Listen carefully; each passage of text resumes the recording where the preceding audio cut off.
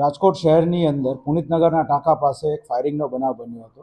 જેની અંદર એવું દેખાય છે કે વહેલી સવારના 5:30 વાગ્યાની આસપાસ એક સફેદ કલરની ગાડીની અંદર અમુક ઇસમો આવીને ત્યાં ટોળામાં ઊભેલા કોઈ વ્યક્તિ ઉપર ફાયરિંગનો બનાવ કરે છે.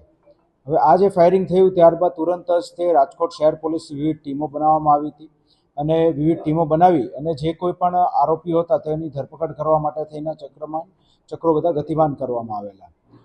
એ દરમિયાન રાજકોટ શહેર એસઓજીની ટીમને બાતમી મળેલ હતી કે જે એફઆઈઆરની અંદર જે નામો દર્શાવેલા છે તે લોકો અમુક પર્ટિક્યુલર જગ્યાએ છુપાયેલા છે અને તુરંત જ તે એસઓજીની ટીમ દ્વારા બધા જ આરોપીઓની અટકાયત કરીને આગળ કાયદેસરની કાર્યવાહી હાથ ધરવામાં આવેલી છે. આ જે બનાવ બન્યો તેનું મુખ્ય કારણ એ હતું કે આજથી આશરે એકાદ માસ પહેલાં જે આરોપી જે છે એફઆઈઆરની અંદર દર્શાવેલ સોહિલ, તેને જે સામેવાળા પક્ષ જે છે તેમાંના એક પરેશ ગઢવી નામના ઈસમની સાથે ઝઘડો થયેલો હતો અને આ ઝઘડો થયા બાદ તે લોકો વચ્ચે સતત છેલ્લા એકાદ માસથી સોશિયલ મીડિયાના માધ્યમથી એકબીજાની સાથે માથાકૂટ ચાલુમાં હતી. આ દરમિયાન જે હાલનો આપણો મુખ્ય આરોપી છે એવો સમીર યાસીન ખાન પઠાણ, તેને પોતાના એક મિત્રને બોલાવીને અને છેલ્લા 8-9 દિવસથી અલગ અલગ વિસ્તારની અંદર આ સામેવાળા પક્ષ ક્યાં ઊભા રહે છે અને ક્યાં એ લોકોની બેઠક છે તેની સતત રેકી કરેલી હતી અને એ રેકીના અંતે જે બનાવ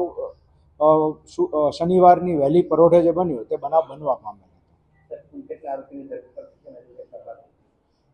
રાજકોટ શહેર એસઓજી દ્વારા હાલ સુધીમાં ટોટલ 3 આરોપીની અટકાયત કરવામાં આવી છે અને તે લોકો દ્વારા જે ગુનાના કામે હથિયાર વાપરવામાં આવ્યું હતું તે હથિયાર કબજે કરવામાં આવ્યું છે. 2 મેગેઝીન અને 2 જીવતા કારતૂસ પણ મળી આવ્યા છે અને જે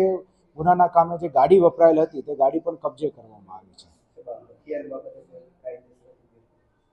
આ જે હથિયાર હતું એ ગેરકાયદેસર હતું અને સમીર પઠાણ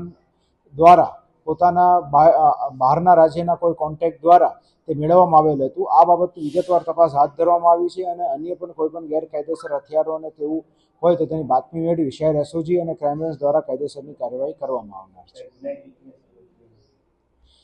આની અંદર જે બંને પક્ષો જે છે એ બંને પક્ષ ગુનાહિત ઇતિહાસ ધરાવે છે અને બંને પક્ષોને આદત છે કે ગેંગ જેવું બનાવીને અલગ અલગ વિસ્તારની અંદર કોઈને કોઈ અવૈધ ગતિવિધિ કરવી. તેઓની ઉપર રાજકોટ શહેર પોલીસ દ્વારા અનેક ગુનાઓ દાખલ થયેલા છે અને જે મુખ્ય આરોપી છે સમીર પઠાણ તે પાસામાં પણ ભૂતકાળમાં જઈ આવેલો છે.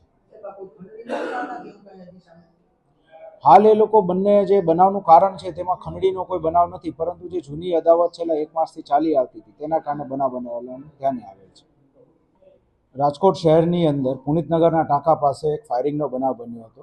જેની અંદર એવું દેખાય છે કે વહેલી સવારના 5:30 વાગ્યાની આસપાસ